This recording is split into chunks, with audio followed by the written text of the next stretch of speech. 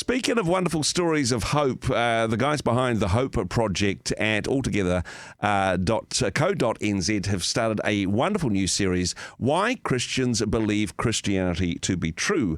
One of the driving forces behind this, Dave Mann from the Hope Project, joins us now. Kia ora, Dave. Thanks for your time today.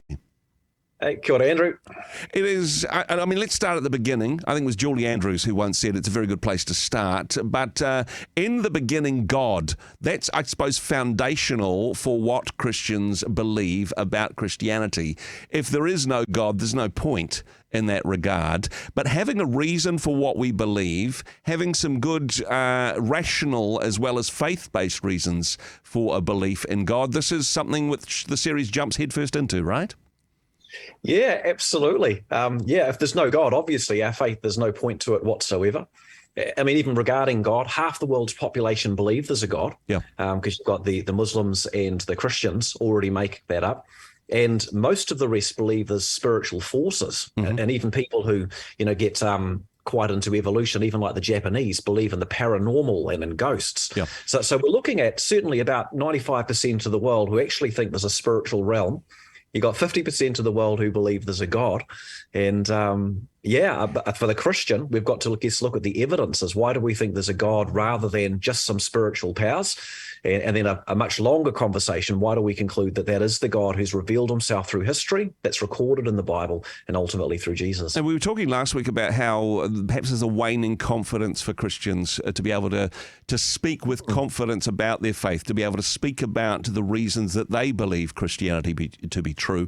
And part of that may come from this wave of new atheists, these skeptics that say, well, this is just an imaginary pie-in-the-sky stuff. But like you say, the numbers are on our side in this regard. And also there's a lot of evidence on, which backs up a belief in God right throughout creation. Yeah, I mean, I'd say the atheists themselves are quite a minority, but they have the predominant voice in our highly secularized society. So their thoughts get to have the main voice through sort of government and education and the university. And so you get sort of people of one mindset gravitating, but the evidences are everywhere. And it's as simple as the fact that I'm sitting in a house right now and I wouldn't think it came about by accident. Yeah. There was a builder. Yeah. I mean, one of the illustrations that's given in the first video is of these things called kinesins, and they're these marvelous robots that sit inside the cells of our bodies. So wow. If you imagine a little robot that's got 2 legs and 2 arms, just like a person, mm-hmm. but like something from the zombie apocalypse, it's got no head.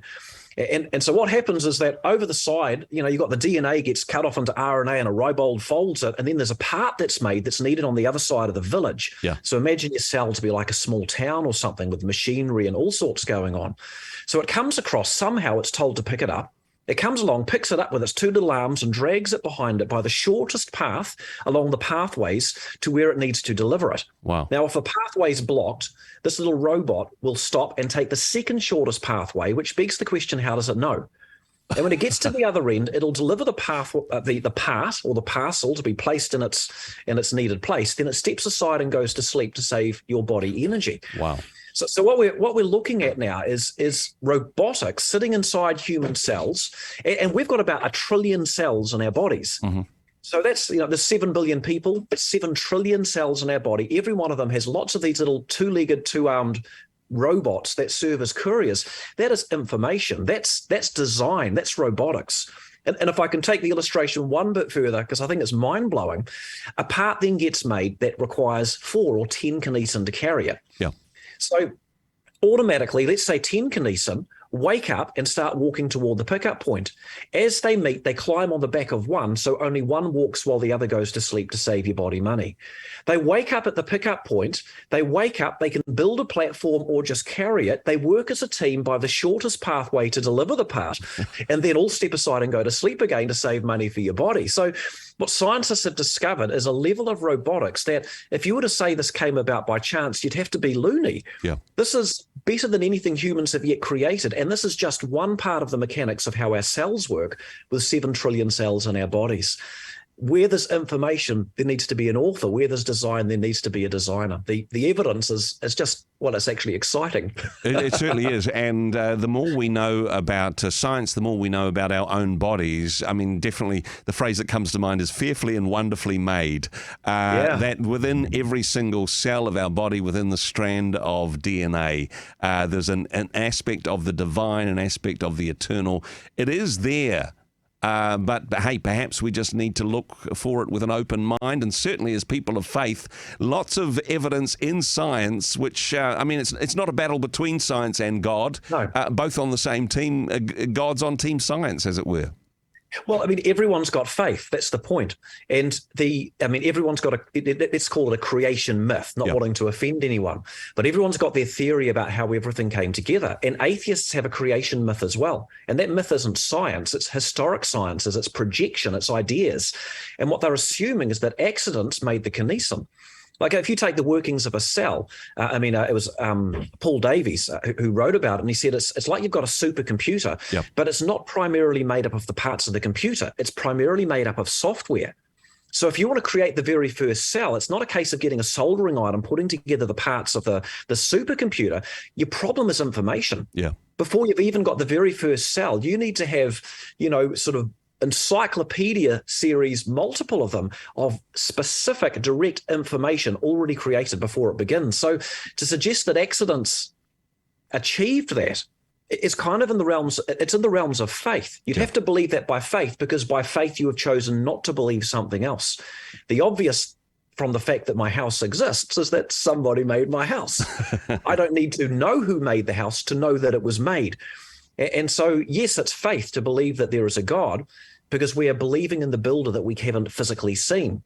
But it's equally and even more so faith to believe that my house made itself, when there's so clearly features of design and information and machinery sitting inside my house. It wasn't little kinesins with no heads running around making your house, although, hey, that's a new thing that I've learned today. All of creation declares the glory of God, even these billions of little kinesins running around in our cells.